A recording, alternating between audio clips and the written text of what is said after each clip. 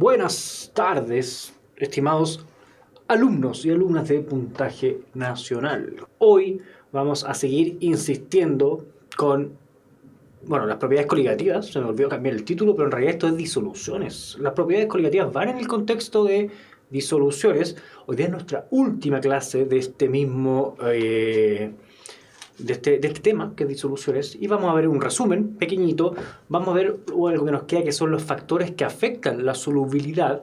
Vamos a hablar de destilaciones y también del material de uso común en laboratorios, cosa que no nos va a aparecer en la PSU como tan explícita, pero que aparece y está escondida dentro de uno de los objetivos del temario de EMRE. Para el que lo haya leído, no sé si lo encontró, lo vieron por ahí, ¿no? Así que eso vamos a ver el día de hoy. Probablemente usted va a decir, este compadre sigue hablando de disoluciones, ¿cómo va a ser tan insistente? El tema es que por algo lo hago, ¿ya? Les dije en la primera clase, disoluciones es un tema muy, pero muy importante en la PSU. Tiene varias preguntas, no va a ser ni una ni dos preguntas, van a ser varias.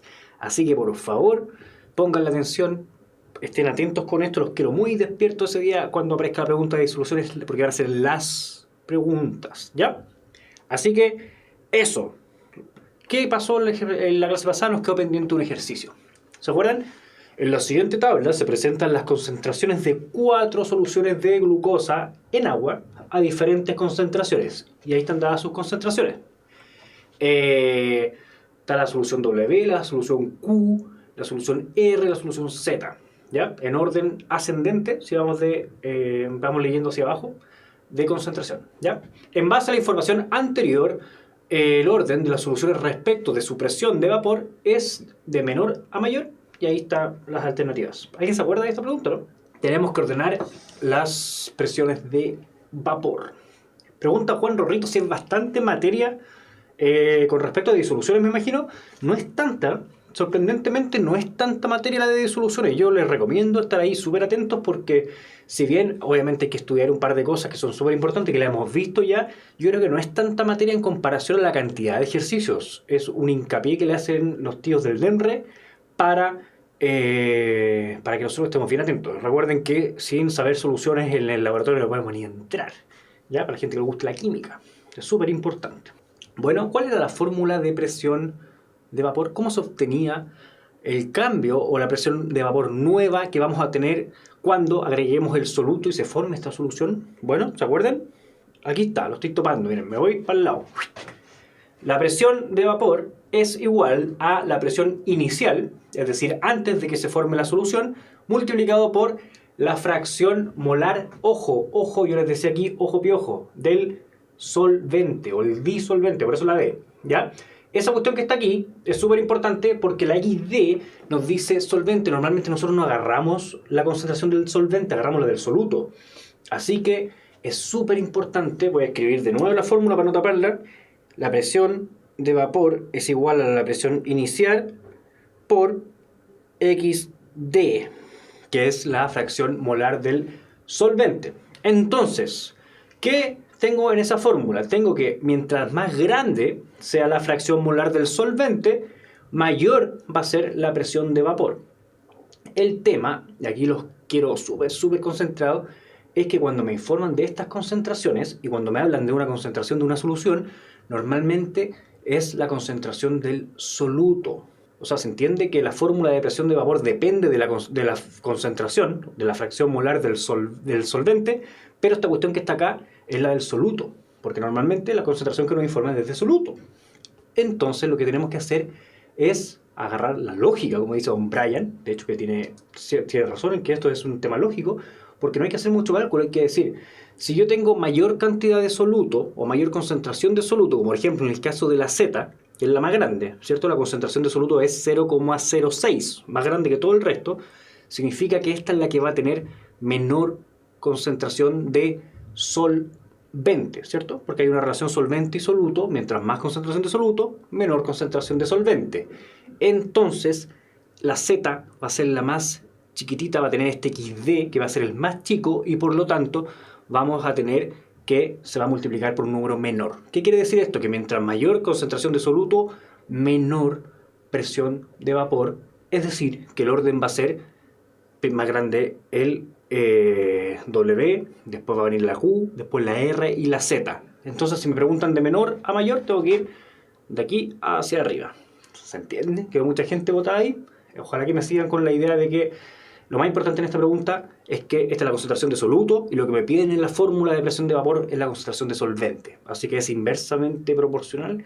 La que tiene menor concentración, la menor presión de vapor es la Z, que tiene la mayor concentración de soluto.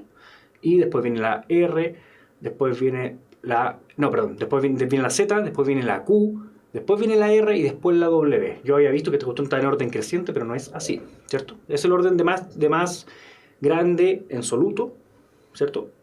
Z, Q, R y después W. Entonces buscamos esa alternativa, pero es al revés, que sería la alternativa D. D de dedo, dice Víctor Hugo. Génesis dice XD. Sole dice D, ¿ya? Y el señor Brian, que había dicho la D por lógica, muy bien su lógica. Lo felicito por tener un gran sentido lógico. Ya, esa pregunta quedó pendiente la clase pasada. Habíamos visto igual materia de esto. No era mucha materia, pero sí había materia que es muy importante. Por ejemplo, ¿se acuerdan de esto? Los tipos de soluto, que habían distintos tipos de soluto. Había los tipos de solutos que eran electrolitos y los que eran no electrolitos. Lisis significa en ciencias romper. Y electrolito es aquella sustancia que cuando entra en solución se rompe o se divide y genera en el fondo una mayor cantidad de partículas después de esa división. Y esas partículas pueden conducir la electricidad. Por ejemplo, los compuestos iónicos. Casi siempre que en la PCU nosotros veamos un compuesto iónico que entra en solución, nosotros vamos a saber que es un tipo de soluto electrolito. Ahora, ¿cómo sé yo que esto es un compuesto iónico? Acuérdense que el enlace iónico se forma cuando yo tengo dos átomos que están en lados contrarios de la tabla periódica. Por ejemplo, el sodio que está a la izquierda y el cloro que está muy a la derecha de la tabla periódica. Esa cuestión se va a unir sí o sí por un enlace iónico. Así que el cloruro de sodio es un compuesto iónico y eso quiere decir que si entra en solución voy a tener sí o sí un soluto electrolito. Es decir, que la solución va a ser capaz de conducir la electricidad, ¿ya? Y el no electrolito es aquel soluto, que no se divide, que sí entra en solución, que recuerden que en el fondo el entrar en solución significa esa capacidad de ser rodeado por las partículas del solvente. Es decir, que el soluto que no es electrolito igual termina siendo rodeado por el solvente, pero él no se divide, no se rompe. Tal cual, así como llega la glucosa, por ejemplo, entra la glucosa en solución y sigue siendo glucosa. No se divide ella. Solamente viene el solvente y lo empieza a rodear estas moléculas de glucosa.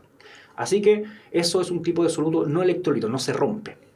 Pregunta Planck si el cloruro de sodio es la sal de mesa. Efectivamente, no es nada más ni nada menos que la sal de mesa. Usted perfectamente podría decir le voy a echar cloruro de sodio a la sopa y estaría en lo correcto desde un punto de vista químico. ¿Ya? Esto lo vimos en el contexto de soluciones y lo vimos también en el contexto de propiedades coligativas, donde vimos el aumento bobioscópico, el descenso crioscópico, la presión de vapor y la presión osmótica. El aumento bobioscópico, el descenso crioscópico y la presión osmótica eran propiedades coligativas que recuerden que debían ser corregidas por este famoso factor de Van Hoff, que en el fondo me hablaba que cuando yo tenga o calcule mediante la fórmula respectiva el valor que me daba la propiedad coligativa, por ejemplo un aumento bobioscópico, tengo que corregirlo por el número real de partículas que hay en solución. Ya habíamos hablado en el fondo que si yo tengo un soluto que es electrolito, por ejemplo el cloruro de sodio, cuando yo meta una partícula de cloruro de sodio, va a dividirse, va a generar dos partículas en la solución, el cloruro y el sodio, se va a dividir la cuestión. Entonces voy a tener un número real en solución que es el 2 partido por el número inicial que era el 1, así que voy a tener que corregir el valor de la propiedad coligativa, por ejemplo el aumento bobioscópico, el descenso crioscópico, por este numerito, ¿ya? Suele complicar el nombre, Van Hoff, la Y, toda la cuestión suele complicarnos mucho. Yo creo, y les dije, se lo repetí varias veces, que no es un concepto tan difícil. Si les complica mucho este concepto, por favor, léanlo de nuevo.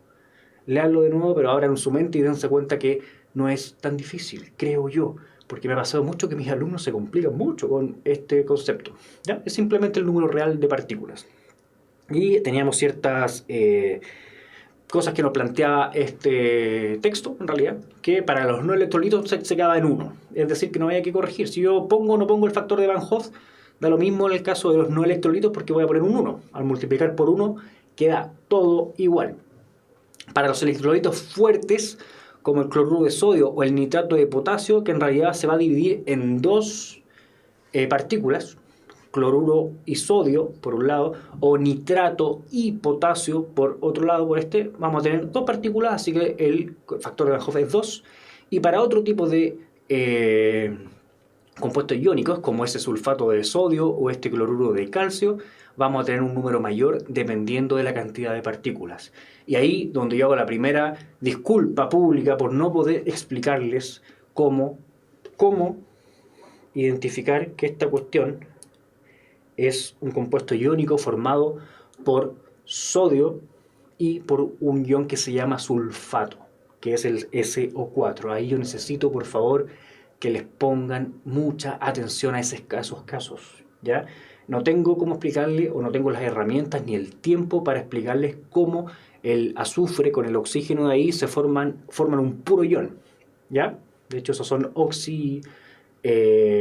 oxianiones, que son famosos y tienen un harto cuento químico detrás, pero necesito que empiecen a reconocer ese tipo de iones porque es muy importante verlos, ¿ya? Lamentablemente no hay otra forma, soy sincero con ustedes. En este contexto tienen que poner ojo ahí, ¿ya? Y ahí estaban, bueno, cómo quedarían estas fórmulas, que eran las mismas que habíamos visto antes, pero corregidas por el factor de Van Hoff. Por ejemplo, este que es el aumento bulloscópico, que recuerden que es un diferencial, ese triángulo es un cambio, representa el cambio. Tenemos la constante ebullioscópica, que aquí en inglés dice Kb, la M, que es la molaridad, y esta I que está corrigiendo al lado, ¿ya? Siempre va a estar esta I corrigiendo, va a estar corrigiendo también el descenso gridoscópico y la presión osmótica, ¿ya? Así que por favor no se les olvide, recuerden que si es que se le olvida el factor de Van Hoff de la PSU y había que ponerlo, la respuesta incorrecta que sale de no usarlo va a estar en la alternativa, ¿ya? Porque es una trampita que va a estar siempre ahí. Así que se los encargo. Que no se les pase, por favor. Me dicen, por el hecho de ser un metal y un no metal, se podría asumir que es iónico, pero ¿cómo lo hace usted para, en el fondo, darse cuenta que el SO4, o este sulfato completo, es el no metal? ¿Ya? Ese es el tema. Ahí se los encargo. Hay un tema de electronegatividad también. Este es un anión, el SO4, que tiene una carga característica, pero no son tantos. Vamos a ver los fosfatos, los sulfatos, que suelen aparecer. Ahí yo les encargo, les pido las disculpas por no poder explicárselo de una forma mejor, les encargo que los vean. Cuando vean esta cuestión y aparezca un ejercicio así, pongan su sospecha en que esos son aniones con oxígeno, pero todo es un anión. En este caso el SO4 es entero un anión, ¿ya? De esto ya habíamos hablado en el fondo, estamos haciendo nuestro resumen. Hablamos de la solubilidad. Si bien nosotros hablamos de solubilidad como el concepto de generar una solución, este fenómeno de solvatación, la solubilidad es la capacidad máxima que puede agarrar o que puede disolver un solvente en relación a la cantidad de soluto, ¿cierto? La capacidad de carga de una solución o la máxima capacidad de soluto que se puede disolver antes de saturarse. Concepto que es muy importante, el concepto de saturación, que es cuando simplemente ya no se puede seguir solvatando más soluto, ¿ya? Perdónme el juego de palabras si es que les suena muy inentendible, pero son así como se ocupan en este contexto. Recuerden que el fenómeno de solvatación es que las partículas de solvente van a rodear a las partículas de soluto. Eso significa que tienen que haber muchas más partículas de solvente en relación a las de soluto. Es como una guerra. Para que rodeemos a un soldado enemigo tenemos que ser varios. Entonces, con eso vamos a tener la primera condición para identificar entre el solvente y el soluto. El solvente siempre está en mayor cantidad. Además, si se va aumentando la cantidad de soluto, ese fenómeno ya empieza a dificultarse y se alcanza la saturación, ¿ya? Entonces, la solubilidad es la máxima, el punto en el cual ya nosotros podemos disolver todo lo que hay, pero si nos pasamos de ese punto ya empieza a fallar esta cuestión. ¿Ya? Saturación, dice Génesis, es cuando no se puede disolver más soluto. Tiene toda la razón Génesis. Cada soluto tiene una solubilidad máxima en un determinado solvente. Y es un típico ejercicio que les pone la solubilidad máxima de tal soluto en tal solvente. Y ustedes tienen que hacer una regla de 3 simple para poder calcular cuánto soluto va a aguantar tanto volumen de este solvente. Lo hemos hecho, pero algún ejercicio de eso. ¿Ya? Otra cosa que es súper importante, perdóname por hablar tan rápido, es el concepto de equilibrio de solubilidad. Nosotros en nuestro módulo electivo, que ya se viene, vamos a hablar mucho del concepto de equilibrio. En realidad nosotros estamos describiendo unos sistemas que son bien idealizados en el punto de vista del módulo común. Hablamos como de todo o nada, ¿cierto? En realidad la naturaleza no es así. En la naturaleza todo está en equilibrio, y eso no es simple poesía, sino que también es algo que queda comprobado. Cuando uno tiene un equilibrio entre dos estados, por ejemplo el estado soluble o el estado acuoso de un soluto y su estado sólido o como precipitado, vamos a poder definir eso siempre de esa forma que está ahí. En el fondo como una magnitud, un cambio donde se transforma este soluto sólido a este soluto en forma acuosa, y en ese contexto siempre se va a plantear una constante de equilibrio, o se va a poder plantear esta constante que sería el soluto que está disuelto, o la concentración de soluto disuelto partido por la concentración de soluto que no está disuelto, ¿ya? Y así se determina una constante de equilibrio. Como les dije, vamos a profundizar mucho en el uso de constantes de equilibrio en el módulo común. O sea, perdón, el módulo electivo, este es el módulo común. Al que quiera o el que vaya a seguir con nuestro módulo electivo de química, vamos a verlo mucho más adelante, ¿ya? Y vamos a jugar con ellas, y matemáticamente se pueden hacer un par de cositas. Y en una aleación, dice don Víctor Hugo, al 50%, ¿quién vendría siendo el soluto? Entonces dijimos que existían ciertas soluciones sólidas, como por ejemplo las aleaciones. Me pillé un poquito con la pregunta, pero yo les tendría que... La respuesta que yo debería darle es que para que ocurra una solución tiene que existir el fenómeno de solvatación. Tiene que haber una partícula que sea mayoritaria. Si no, no estamos hablando de una solución.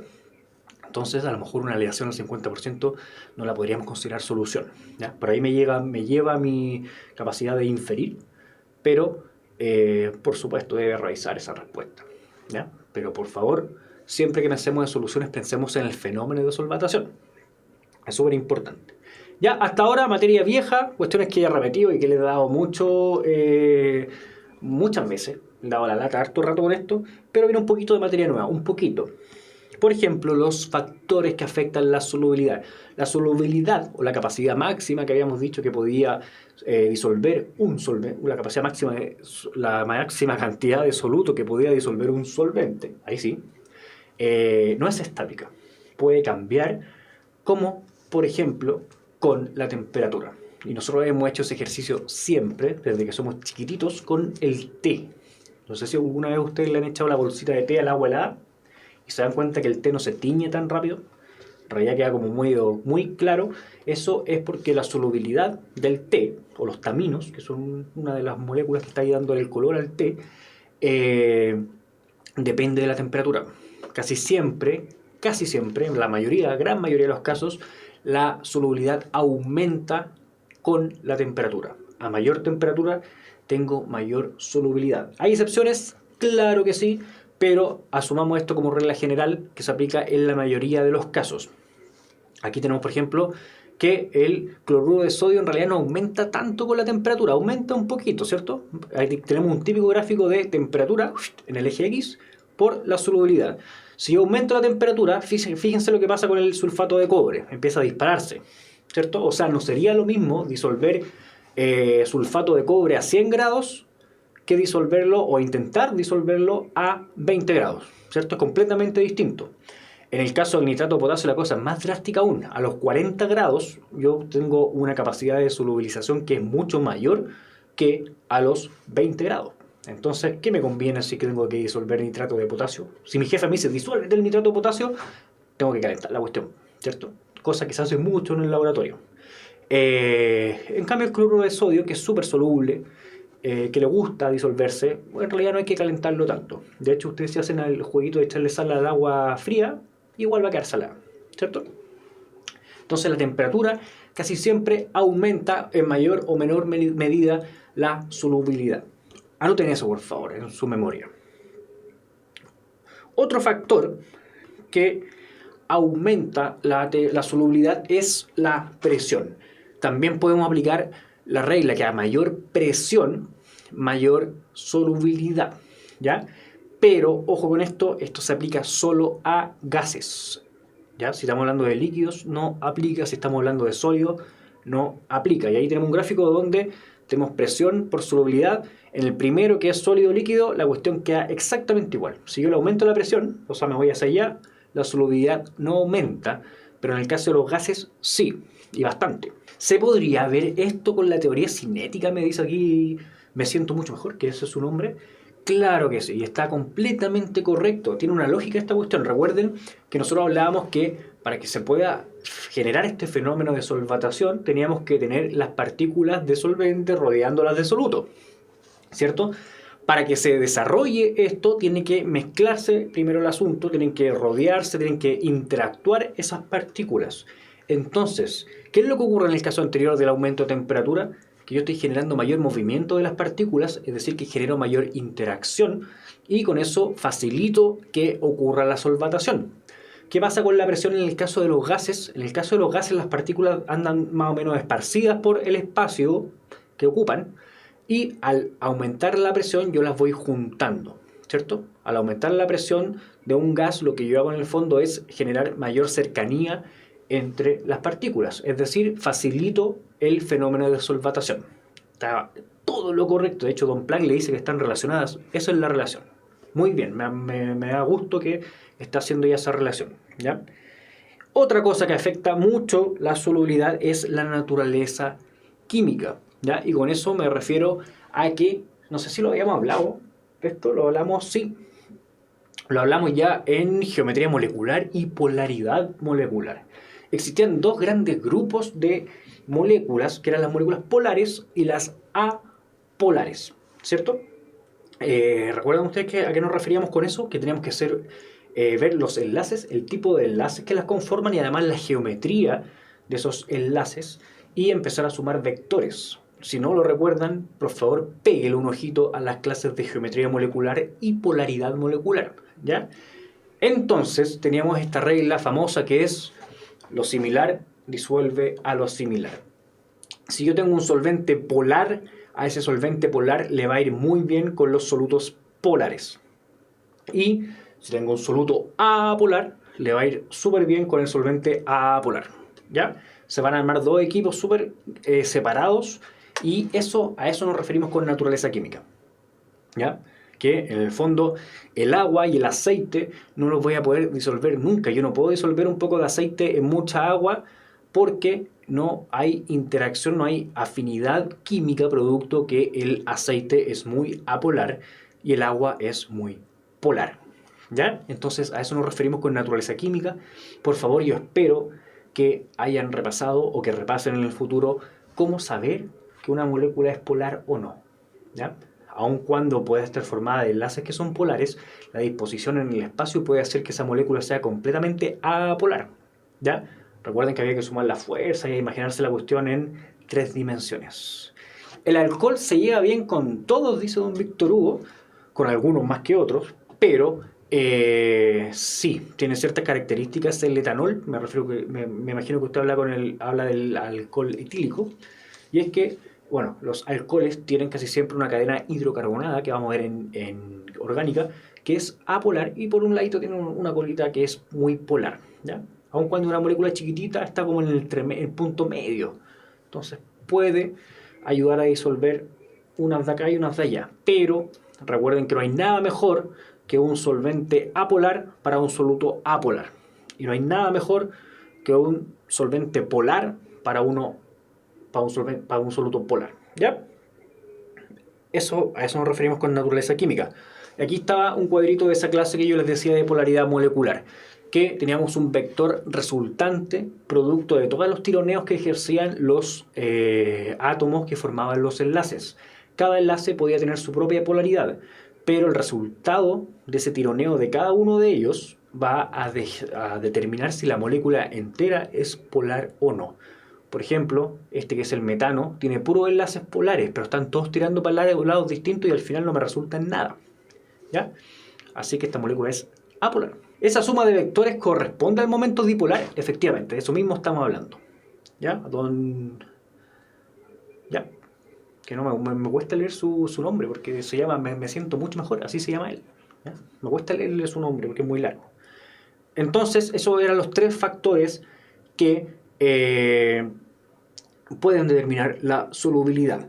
Otra cosa que nosotros tenemos que mencionar es un datito para la PSU. No sé si está explícitamente en nuestro temario, pero sí es muy útil, que es lo que sale allá abajo. Pero revisar este cuadrito. Nosotros vamos a tener en la naturaleza que la materia está casi siempre mezclada. Es súper raro encontrar las cosas en estado puro. No suele pasar. Y cuesta mucho obtenerla o generar nosotros que las cosas sean puras. Si no, pregúntale a los narcotraficantes que les encanta que su producto sea puro y pagan mucho dinero por eso. Las cosas normalmente están mezcladas. Tenemos mezclas de sólidos, tenemos mezclas de sólido y líquido, tenemos mezcla de líquidos con líquidos nomás. Y recuerden que las soluciones, o en el fondo una mezcla homogénea. Entonces, es muy importante desde un punto de vista químico encontrar una manera de separar las mezclas. A veces nosotros necesitamos que las cosas anden puras porque las vamos a ocupar o por el fin que a usted se le ocurra. Y es súper interesante tener algo puro. Entonces hay que buscar estrategias para poder separar las mezclas. Y aquí hay varias. Pero a mí me interesa principalmente esta de acá, porque esta se suele ocupar para las soluciones líquidas. Y no solo para las líquidas, se suele ocupar para las soluciones, que es la destilación. ¿Ya? ¿La han escuchado alguna vez? ¿Han escuchado la palabra destilado? ¿O la palabra destilación? ¿O destilador? Es simplemente un proceso mediante el cual se pueden separar dos líquidos que están mezclados en base a una diferencia que deben tener. Por ejemplo, el punto de ebullición. ¿Ya? Todos los compuestos químicos tienen distintos puntos de ebullición, tienen su propio punto de ebullición. Si yo tengo una uva y esa uva la muelo, voy a quedar con un jugo de uva, ¿cierto? Si ese jugo de uva lo van a atacar unas levaduras o unos microorganismos que generan alcohol, luego después de un tiempo yo voy a tener que ese jugo de uva generó etanol, ¿ya? Pero voy a tener ese etanol que va a estar mezclado con agua, con azúcar, con un montón de cuestiones, y eso se llama mosto, ¿ya? Si yo lo dejo ahí un tiempo, eso se va a transformar en vino. El vino es una mezcla de muchas cosas, pero principalmente etanol y agua, ¿ya? El tema es que el etanol tiene un punto de ebullición propio y el agua tiene un punto de ebullición propio también. El etanol ebulle más a una temperatura más baja que el agua. Entonces es súper, pero súper interesante llevar esta cuestión a la temperatura en la cual ebulle el etanol, pero no alcanzar la temperatura a la que ebulle el agua. ¿Qué va a pasar en ese caso? Voy a hacer que se transforme en gas solamente el etanol y el agua no. Y después, si recupero ese gas y lo enfrío, puedo tener un sistema distinto a alcohol más o menos puro, ¿ya? Y eso, en el fondo, es el mecanismo mediante el cual un juguito de uva que fue fermentado, que se llama vino, se transforma en pisco, que ya no es tan juguito, que ya no es tan dulcecito, que no tiene tanta agua y tiene mucho, mucho más alcohol, ¿ya? De hecho, lo habíamos hablado alguna vez que ese porcentaje, el vino tiene un 12% del grado alcohólico, es un porcentaje, una concentración volumen-volumen. El pisco, que viene del mismo origen, tiene un porcentaje volumen-volumen de 40%, por eso es tan fuerte. Por eso la gente lo mezcla con bebida, porque si no es muy pesado, es mucho alcohol, ¿ya? Entonces el vino pasa por un proceso de destilación para transformarse en pisco. Por eso estos se llaman destilados y los otros se llaman fermentados, aun cuando ambos fueron fermentados en algún momento. Y este es el sistema que yo le estaba hablando. Esto que yo le estaba chamullando, que ustedes se lo tenían que imaginar, aquí está puesto en el monito, que va a desaparecer de acá. Chao. ¿Ya? Tenemos en el primer matraz, no sé si lo ven, un matraz redondo, donde hay una mezcla. Tiene un termómetro y tiene un mechero abajo. Yo voy a calentar esa mezcla para alcanzar el punto de ebullición de uno de los componentes que es el que me interesa separar. Entonces, ese punto de ebullición yo lo alcanzo y se me va a evaporar un solo componente. Va a empezar a ebullir y voy a tener este componente en forma de gas. Entonces se va a empezar a arrancar por acá para ir recorriendo este tubito, que es un sistema de destilación. Cuando llegue a este lugar donde dice hay un refrigerante, que casi siempre es agua, va a bajar su temperatura porque hay un refrigerante, entonces va a volver a estado líquido, pero voy a tener solamente el componente que en un principio hizo ebullición. Entonces, en el primer frasco, que era el redondo, yo voy a tener una mezcla, y en el segundo voy a tener el compuesto que ebullió primero, de forma más o menos pura, o mucho más pura al menos, o mucho más concentrada que en el primer caso. Se hace esto con un montón de cosas, no solo con el alcohol. Para los que les gusta, ocupan el alcohol como centro de su vida. También se ocupa para el petróleo, para poder obtener los distintos derivados del petróleo. También se ocupa con el aire. Con el aire, ¿sí? Pues ustedes saben cómo, por ejemplo, se obtiene un tanque de oxígeno. ¿Alguna vez se han preguntado cómo podría yo hacerlo para fabricar un tanque de oxígeno? ¿Cómo lo hace la compañía que vende oxígeno para obtenerlo en estado puro? Y es mediante un proceso de destilación, que es mucho más complicado, sí, pero que es destilación. En el cuadrito de aquí está explicado lo que yo les acabo de mencionar. Recuerden que está disponible su PowerPoint para que lo vea y lo lea. Yo no lo voy a leer ahora. ¿Se puede destilar muchas cosas? Mire, lo mismo aquí yo estaba hablando. Gases como el oxígeno y el nitrógeno, cuando venden esos tubos de oxígeno, en realidad se llevó a cabo un proceso de destilación de la mezcla de aire. También se puede destilar un gas. ¿Ya? ¿Qué más se puede destilar? Bueno, agua. Alguien decía agua destilada. Efectivamente, si yo aquí pongo agua potable, el agua potable tiene iones, tiene un montón de cuestiones. Si yo agarro agua de una vertiente, por ejemplo, por muy bonita que se vea en la foto, en realidad viene mezclada con un montón de cosas. Puede tener sedimentos, puede tener muchas cosas. Entonces, al hacer pasar ese agua que está mezclada por este proceso de destilación, yo debería tener aquí agua mucho más pura. Aun cuando no es la más pura, ojo, en el laboratorio se ocupan otro tipo de aguas. ¿Ya? Y hablando de laboratorio, yo aquí les metí el cuento que esto era un frasquito y que esto otro también es un frasquito, cosa que efectivamente lo son, pero en realidad no se llaman así, ¿cierto? Y es muy bueno que en la PSU tengamos un poquito de background de laboratorio, ¿cierto? Que podamos saber de qué nos hablan cuando nos ponen en un ejercicio en un matraz el Ermeyer o nos ponen nombres raros con respecto al equipamiento. Hay un objetivo de la PSU, del DEMRE, del temario, que está explícitamente puesto, que hay que manejar un poquito el tema del material, ¿ya? Tenemos distintos vasitos. El vaso más común es el vaso precipitado, que está ahí, que no tiene mucha gracia porque es un vaso que tiene como una hendidura, como una parte de la boca del vaso tiene una hendidura para que el agua caiga por ahí. Y es mucho más simple y mucho más útil. El frasco es simplemente eso, un frasco que siempre tiene tapa, que es cónico y que se puede apoyar. El tubo de ensayo, yo imagino que ustedes lo han visto, que es largo, casi siempre caben como 10 ml o algo así, dependiendo del tamaño, pero son largos y no se apoyan solos, ¿cierto? La gradilla donde yo dejo los tubos de ensayo, hay un mechero. La probeta, que es un tubito en el cual yo voy midiendo la cantidad de líquido que meto dentro. El microscopio, que ya lo hemos explicado mucho en biología. Los soportes, los cuentagotas, que es un gotario, nada más que eso. La báscula o balanza, donde yo peso o maso. Alguien la otra vez me habló por una red social para decirme que yo estaba muy equivocado al ocupar la palabra pesar cuando en realidad lo que estoy haciendo es masar. Tiene toda la razón. Cuando uno obtiene la masa de un compuesto o de una sustancia, estoy masando. Aun cuando ese verbo a veces no me lo reconoce el Word cuando hago trabajo, ojo ahí.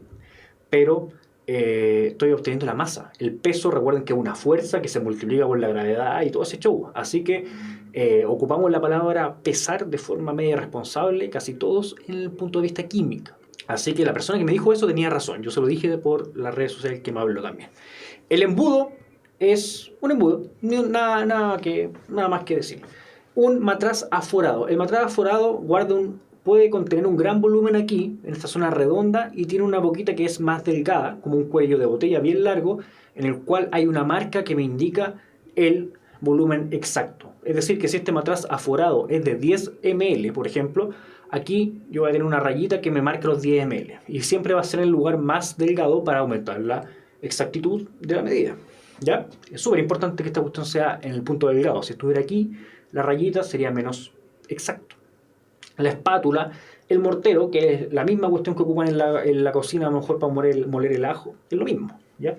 Las gafas de seguridad, que son muy importantes en su laboratorio, y el matraz Erlenmeyer, que suele aparecer en nuestras preguntas de PSU, que es un matraz, un frasco, que es como un cono. Ese cono, esa forma permite que uno pueda agitarlo y que no se caiga. ¿Ya? Así de sencillo. Así que esta cuestión es básicamente el material que se ocupa. ¿Por qué yo les paso esto? Yo sé que a algunos de ustedes, a la mayoría de ustedes a lo mejor no están ni ahí con trabajar en un laboratorio. No les recomiendo que lo hagan. No ven la luz del sol en todo el día. Se enteran por las noticias que llovió.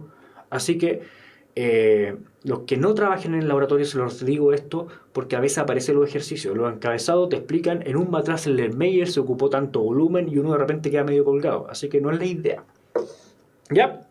Y que nos falta por mencionar la famosísima, la querida, la más utilizada, la número 1, la mejor, la CB igual CB. La fórmula maestra que nosotros vamos a ocupar aquí para resolver ciertos ejercicios donde no se altere la cantidad de soluto. ¿Ya? Ojo con eso.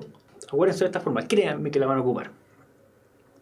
Y eso fue entonces nuestro módulo desde disoluciones. ¿Ya? Súper importante que lo tengan presente. Vamos con un ejercicio. Modelo de Henry oficial.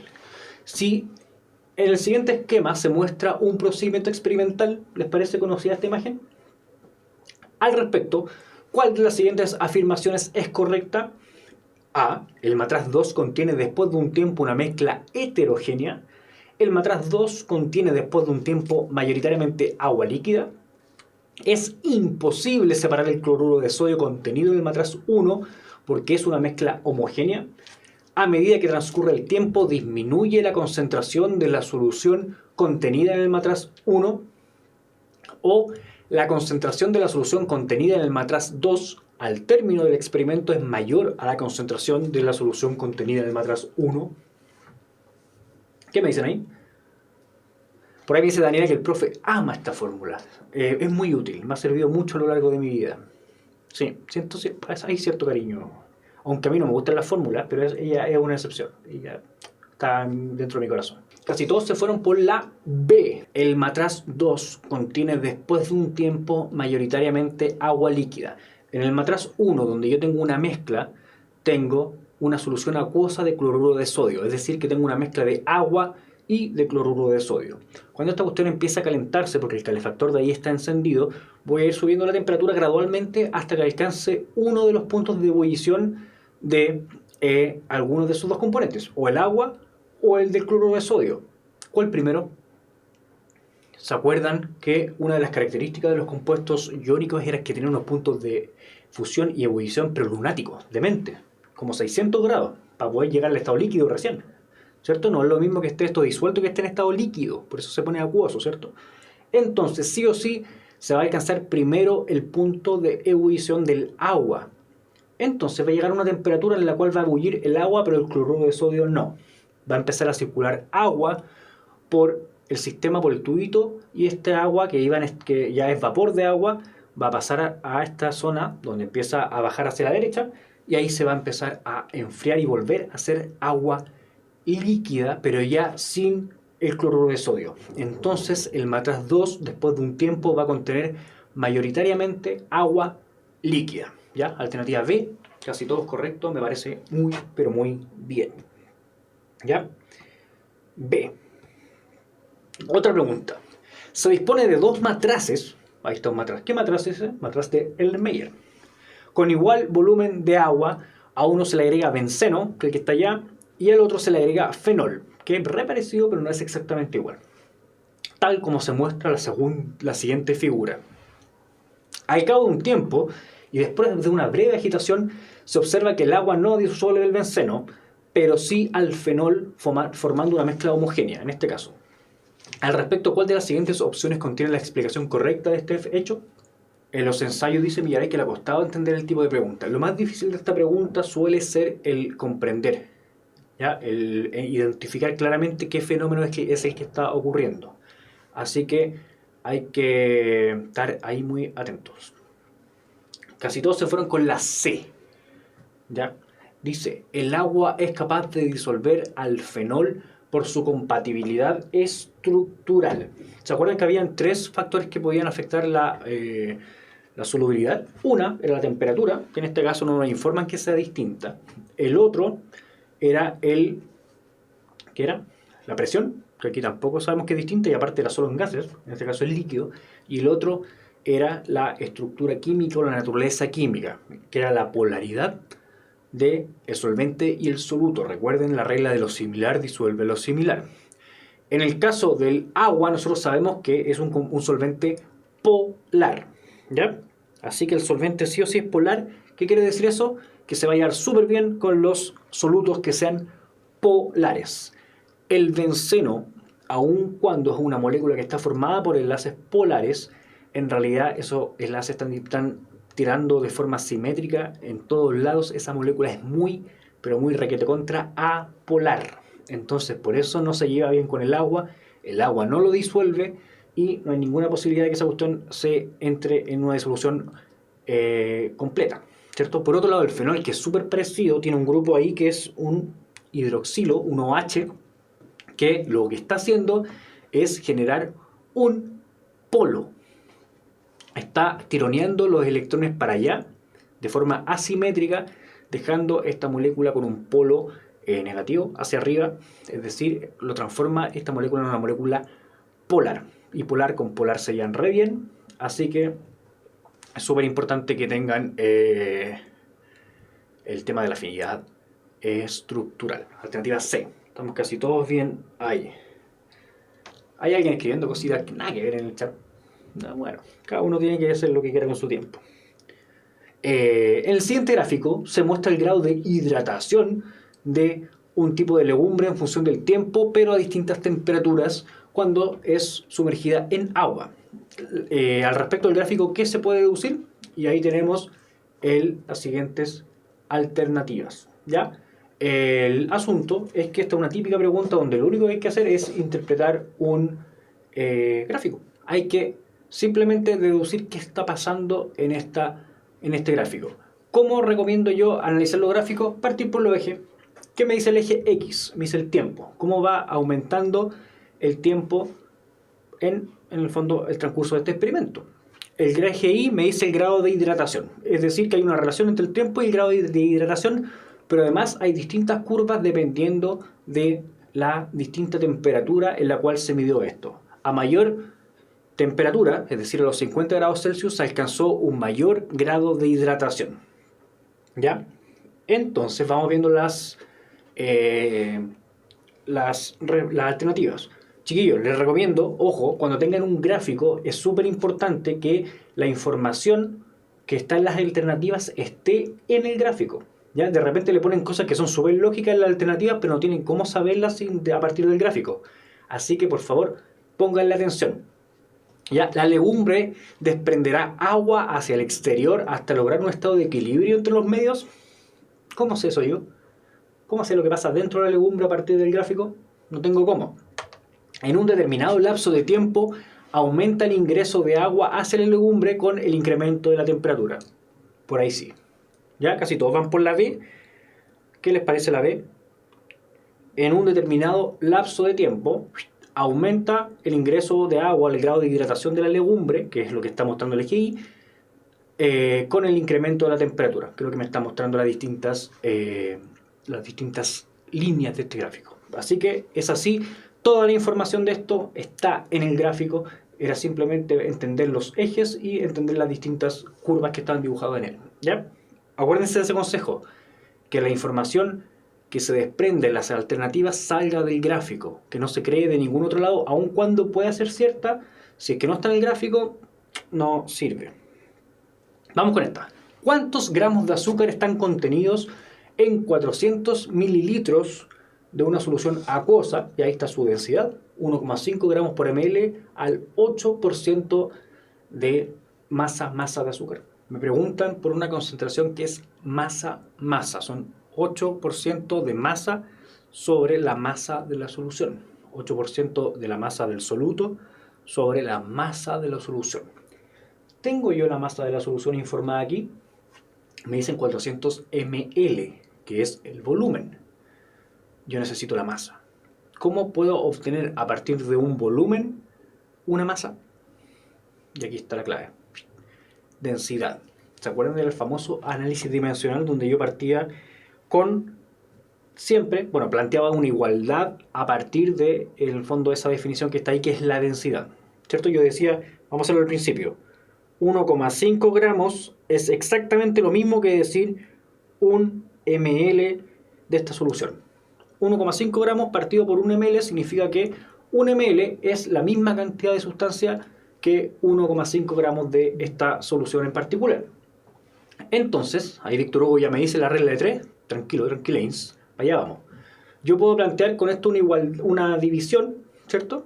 En la cual voy a estar dividiendo, en el fondo generando un factor de conversión que no me va a alterar la cantidad de solución, en este caso. Entonces, si yo pongo 400 mililitros y hago lo siguiente, generar un factor de conversión a partir de esto, en el que armo 1,5 gramos partido por 1 ml, ¿cierto? Al estar agarrando una igualdad y ponerla como fracción, yo estoy en el fondo multiplicando por 1, ¿cierto? Ahí quiero que me sigan, si no vayan de vuelta a la clase de análisis dimensional.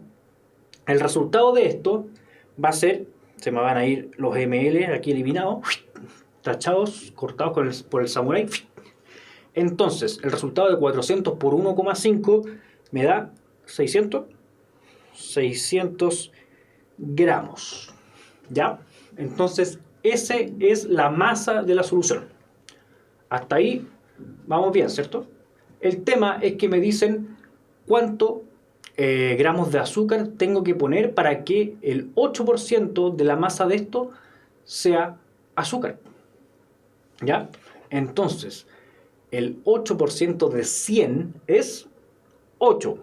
Y ahí aplicamos la regla de 3 simple, que era la que me decía don Víctor Hugo. El 8% de 100 es 8. ¿Cuánto vendría siendo el 8% de 600? ¿Cuánto me da esto? Tendría que multiplicar. Yo lo haría más fácil, multiplicar 8 por 6, 6 por 8, 48, alternativa D. ¿Están de acuerdo conmigo? Alternativa D. Si necesitaba el 8 gramos para 100 gramos de solución, para tener el 8%, para tener 600, necesito multiplicar todo esto por 6. Alternativa D, 48 gramos. Peguen una revisada esto, por favor, me interesa aquí análisis dimensional, que ya sepan hacer esto. Primero transformar los 400 ml y la densidad en la masa. Y después de eso que ustedes pueden resolver el tema de la concentración. ¿Ya? Vamos con esta pregunta. La siguiente tabla presenta valores de solubilidad de bromuro de potasio y yoduro de potasio a diferentes temperaturas.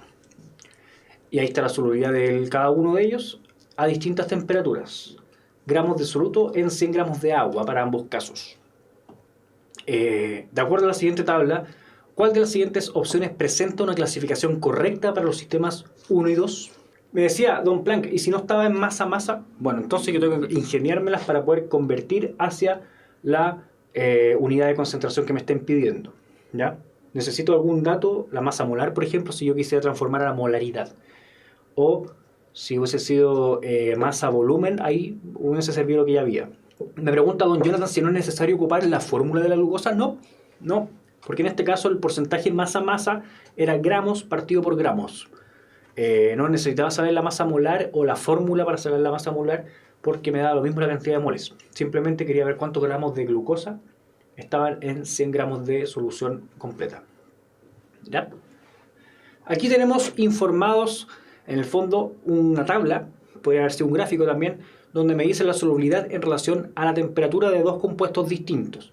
Y me plantean una cantidad de gramos de cada uno de los compuestos a distinta temperatura. ¿Ya?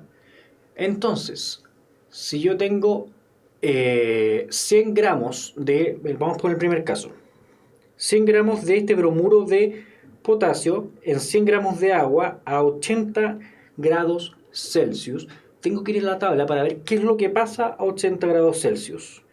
Y lo que me dice este concepto de solubilidad, recuerden que era la máxima cantidad de soluto que me aguanta esta solución, es, lo que me dice esta tabla, es que a 80 grados Celsius los 100 gramos de agua me van a aguantar un máximo de 100 gramos de soluto. Y hay 100 gramos de soluto también en este sistema, así que estamos justo en el punto de saturación. ¿Ya? El primer sistema se encuentra saturado porque se encuentra justo en el punto de saturación. Si no hubiésemos pasado, estaríamos sobresaturados, y si lo estuviéramos más abajo, sería insaturado. Estamos justo ahí en el punto de saturación. Vamos con la siguiente. El sistema 2 dice que hay 190 gramos de yoduro de potasio en 100 gramos de agua, pero a 20 grados Celsius. Entonces yo lo que tengo que hacer es ir a ver qué pasa a 20 grados Celsius. ¿Qué pasa a 20 grados Celsius para el yoduro de potasio? Tengo que, en el fondo, lo que más me aguanta la solubilidad máxima de yoduro de potasio en los 100 gramos de agua es de 145 gramos. ¿Y cuánto le estoy poniendo aquí? 190. ¿Qué pasó? Me pasé, le puse más, sobresaturé el sistema, así que el sistema 2 se encuentra sobresaturado. Si el primero estaba saturado, busco la alternativa correcta, que sería la alternativa E. ¿Ya? Por ahí dice Daniel, algo muy importante, que lo entiende, pero que al principio se enreda. La dificultad de este ejercicio, creo yo, bueno, es primero que nada preguntarles por el concepto de solubilidad, que yo me imagino que ustedes lo pueden dominar si es que ven en esta misma clase, o la clase anterior, pero el planteamiento del ejercicio es el que complica. Yo le estoy leyendo la pregunta rápido y estoy tratando de presionarlo un poquito.